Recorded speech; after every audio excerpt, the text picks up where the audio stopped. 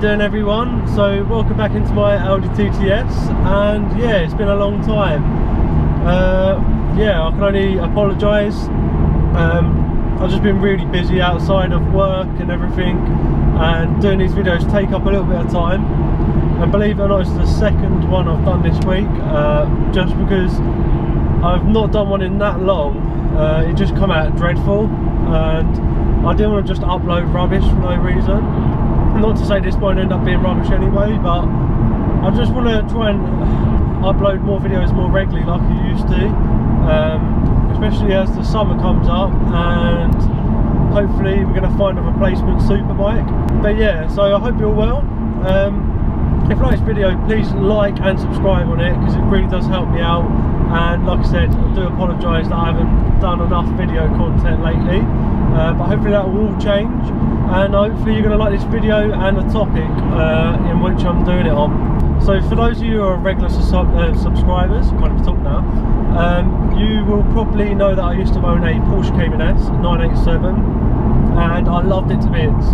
And I mentioned on one of my other videos that I tend to change cars once a year to try and keep the depreciation down and the mileage on the car. So if I had the Porsche and put 40,000 miles on it, obviously I'm going to lose quite a bit of money, whereas if I just own my car for like a year, put 10-15,000 miles on it, I'll only lose a smidgen of what I would have if I put 40 on it, for say. And hence why I change my car every year, and it keeps my YouTube channel fresh, so you guys get to see new content and different cars you might actually like, or super bikes, or another thing, watches, which I'm going to be doing. So I just brought a new one which is on my wrist, and I promised that I was going to do more watch content on my videos as well, because I've been meaning to for ages, because I love them to bits. But anyway, back to the topic. I want to compare the difference between this car and my Cayman S.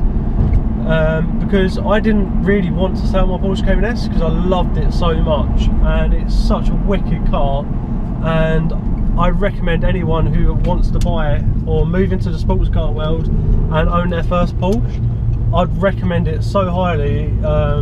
Yeah, compared to a lot of other sports cars, the placebo of it being a high running cost car is not actually that bad, which I've learned since owning this, and why I want to do this video.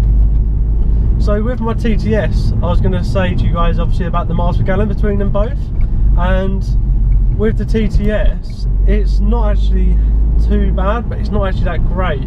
I was expecting to probably get like mid to high like 20 miles per gallon, so like around like 28 to 27, around that area, but I barely get that, to be honest, and it's pretty similar to my Porsche.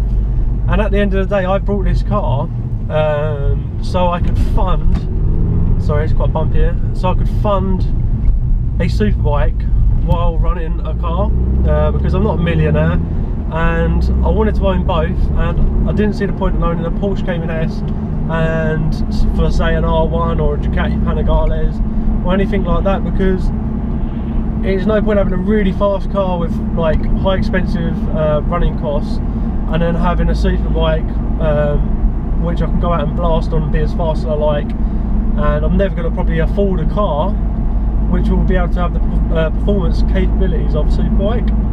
But having said that, I enjoy my cars, and like I said, the Porsche Cayman S is wicked. And yes, which is going to lead me on to, I may be at the end of the year going back to a Porsche Cayman S when I change this car, because like I said, the running cost of this car is pretty much identical, other than the road tax is on this car is £280-ish, whereas on the Cayman it was like £505 or something around there. So the road tax is a bit dearer on the Porsche, but the servicing costs are pretty much identical. You're looking at about £400 for a service on each car, and the specs of each car, like the way they perform, I'd say the Audi TTS is faster, going to like 60, possibly going to about 100, but then after that it just, like the Porsche will just claw it back. It's just, I think it's the engine, because obviously you've got the naturally aspirated engine, so it just doesn't run out of gas, and the sound of the Cayman, the way it used to bell out through the back of the engine bay.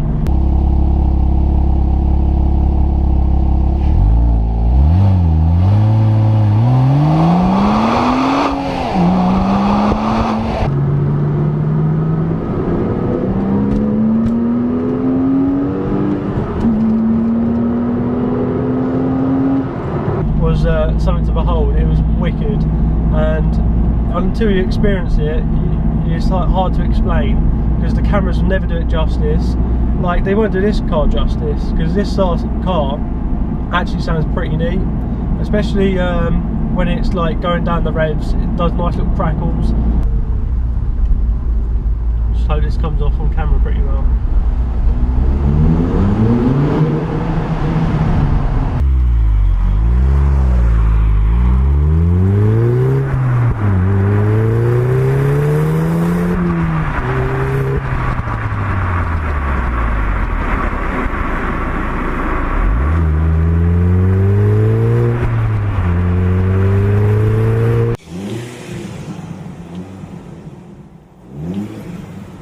And yeah, it just is, yeah, it's just pretty decent for a 2-litre turbocharged car.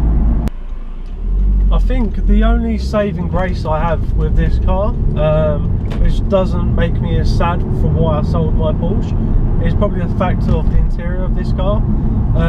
It's just a little bit above what I had in my Porsche, but it's just because this is probably spec'd a little bit better, because I've got the heated seats in this, and it just, like, the full leather everywhere. Fair enough, the Porsche had full leather, but just the dials on the dash and the way the interior is in the TTSs, they're just pretty much identical to an Audi R8. And I'm not pretending this is an Audi R8, not in the slightest, but if you were to go in both, which I'm lucky enough I get to go into Audi R8s from my other job on the weekends as Supercar instructor, and it's like literally just stepping into the same car, other than you got a nice screaming V10 or V8, depending on what R8 you got in the back engine, and that's the only bit of difference you have. But it does make the car, in which obviously I explained about the Cayman, the way the engine just bells out of the back is amazing. So ideally I wanted to go through, obviously, saying did I make the right choice in changing the cars, and I don't want to make this video too long, so I'm trying to be a little bit blunt, but I want it to be enjoyable at the same time. So yeah, I think I did make the right choice in terms of, for the winter, I don't think I could get a lot better car than this, because I don't know if anyone's I don't know if anyone knows, but there's going to be a lot of snow coming in England. I don't know if any of you are watching from America or other countries.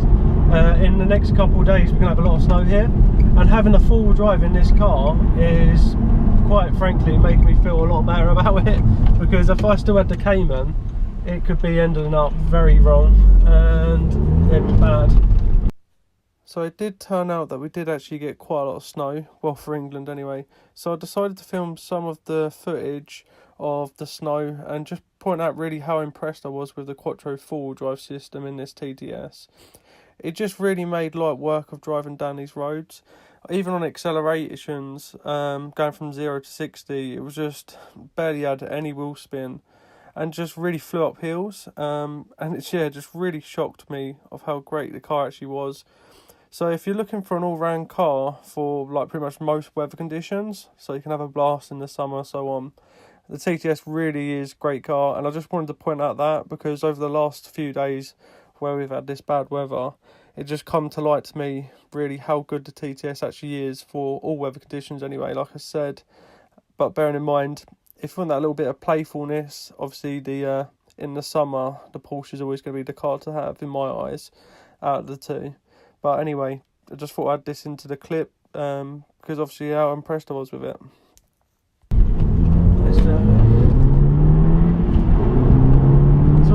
Wow, this car does pull.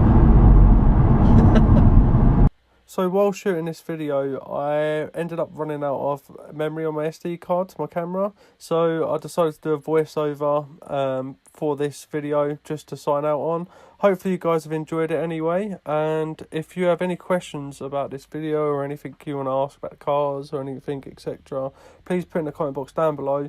And yeah, hopefully you guys appreciate it, and I'll hopefully be doing more content back on the channel more regularly. So if you could please like and subscribe, it means a lot, and I'll catch you guys soon. Cheers for watching, bye. Why did you take my